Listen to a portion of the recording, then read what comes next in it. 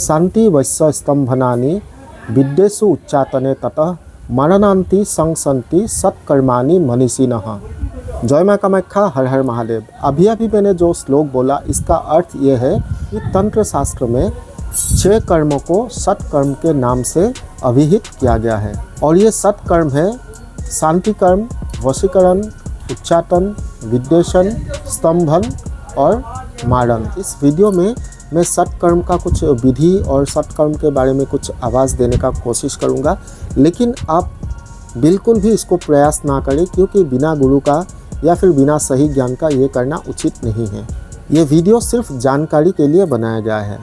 तो आज इस वीडियो में मैं आपको सत्कर्म का एक आभास देना चाहता हूँ और इसीलिए ये वीडियो खास करके प्रस्तुत कर रहा हूँ। किन किन कारण से ये सत्कर्म का उपयोग किया जाता है, इस्तेमाल किया जाता है और इसका क्या विधि विधान है।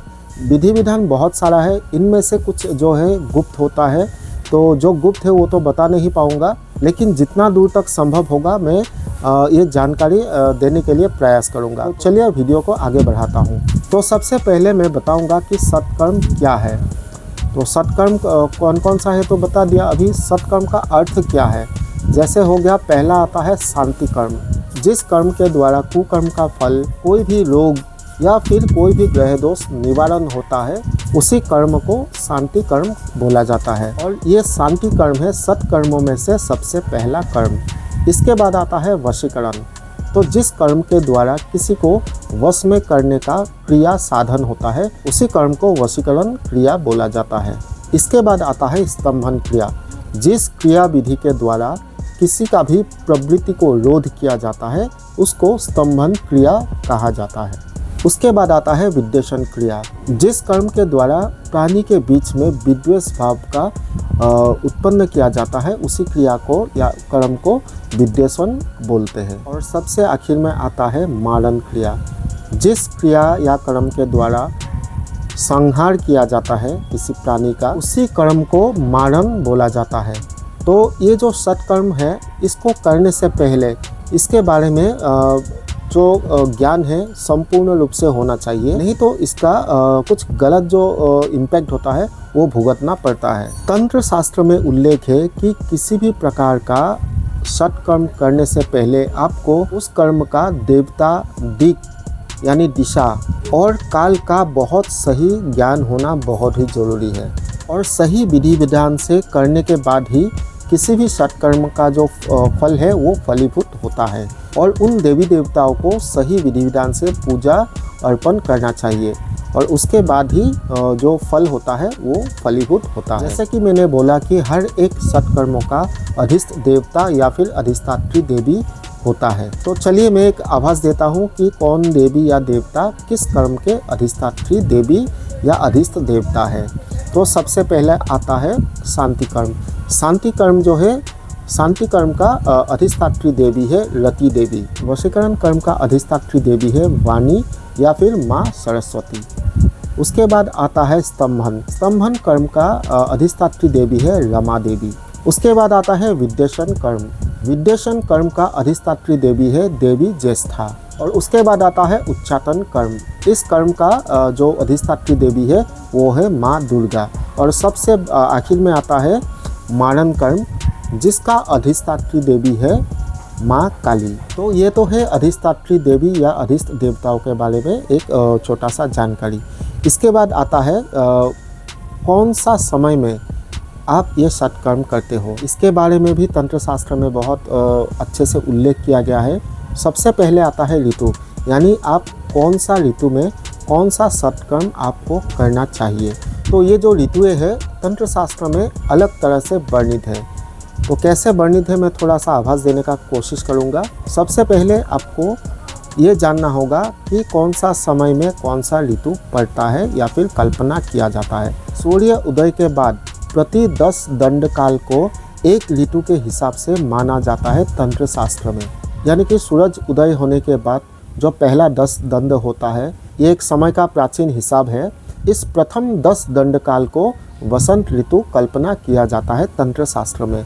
वसंत ऋतु के बाद जो 10 दंड काल शुरू होता है उसको ग्रीष्म ऋतु बोला जाता है या फिर वर्णित है तंत्र शास्त्र में। उसके बाद जो तृतीय ऋतु है वो है वर्षा ऋतु। उसके बाद शुरू होता है यानी कि वर्षा ऋतु का जो बाद में शुरू होता है 10 दंडकाल, इसको शरद ऋतु बोला जाता है तंत्र शास्त्र में। और उसके बाद होता है हेमंत ऋतु और सबसे आखिर में होता है शीत ऋतु। तो अभी जो मैंने ये ऋतु के बारे में आपको बोला, तो इन्हीं ऋतुओं में किया जाता है ये सत्कर्म का क्रिया। अभी कौन सा ऋतु में आप कौन सा सत्कर्म कर सकते हो, चलिए मैं बता देता हूँ। सबसे पहले आता है शांति कर्म। शांति कर्म जो है ये हेमंत ऋतु में करना चाहिए। उसके बाद जो वशीकरण है, वशीकरण कर्म हमेशा वसंत ऋतु में किया जाता है, ऐसा उल्लेख प्राचीन तंत्र शास्त्र में उल्लेख है। स्तंभन क्रिया किया जाता है शीत ऋतु में। विद्वेषण कर्म का जो सबसे सही ऋतु है वो है ग्रीष्म ऋतु। इसके बाद आता है उच्चाटन का कर्म, जिस कर्म को वर्षा ऋतु में करने का वर्णन है तंत्र शास्त्र में। उसके बाद आता है मारण कर्म, जिसको करने का या फिर मारण क्रिया जो होता है उसको करने का सही ऋतु होता है शरद ऋतु। इसके बाद आता है दिक् निर्णय, यानी कि आप कौन सा कर्म किस दिशा में बैठ के या मुँह करके आप संपन्न करोगे।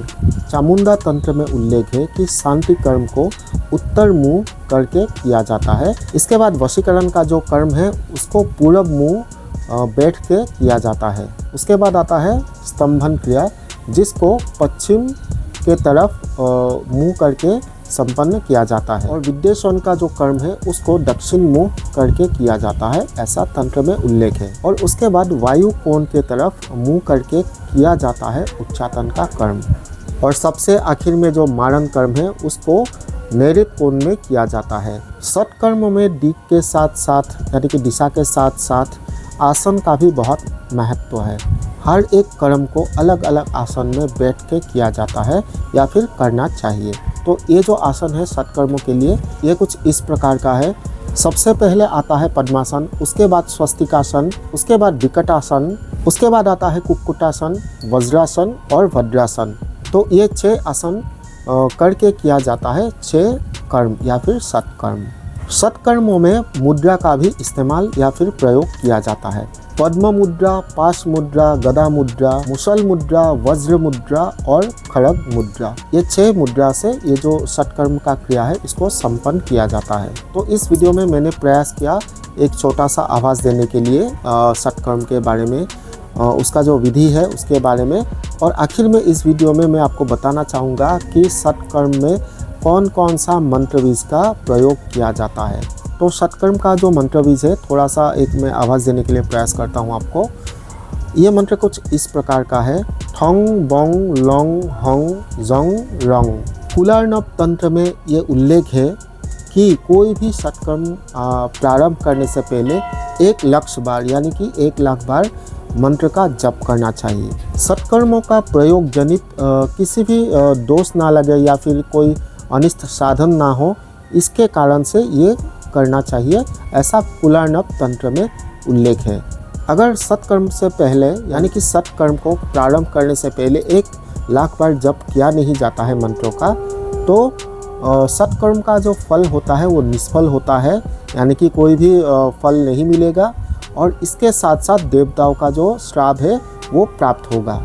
तो इस वीडियो में मैंने थोड़ा सा प्रयास किया सत्कर्म और इसका जो विधि विधान है उसके बारे में एक आभास देने के लिए। ये वीडियो कैसा लगा कमेंट करके ज़रूर बताइएगा और चैनल पे नए आए हो तो सब्सक्राइब ज़रूर कीजिएगा। जय मां कामाख्या, हर हर महादेव।